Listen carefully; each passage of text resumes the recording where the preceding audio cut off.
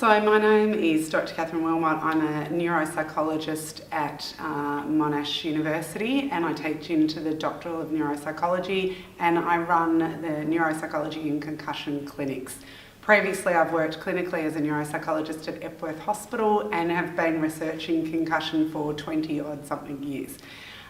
So in terms of what's new, there are new guidelines that have been written and new clinical practice guidelines and decision rules, but there's more agreement now as to some things that are not optional and that really are required, particularly if patients present to emergency department. And they are things like that clinical practice guidelines, or at least clinical decision rules, need to be used for timing of CT scanning and also whether it should be done at all. That post-traumatic amnesia needs to be measured prospectively from admission to the emergency department until they're out of PTA using a validated scale like the Westmead PTA scale. Further to that, we know now that provision of information for patients about what to expect, and particularly emphasising that we would expect recovery, but also danger signs and warning signs of when they need to seek medical assistance.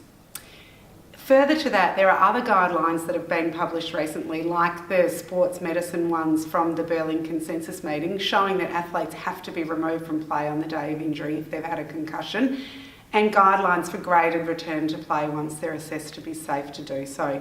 New guidelines are coming out in the military about removing military personnel from the field to reduce the risk of further injury and for ongoing assessment.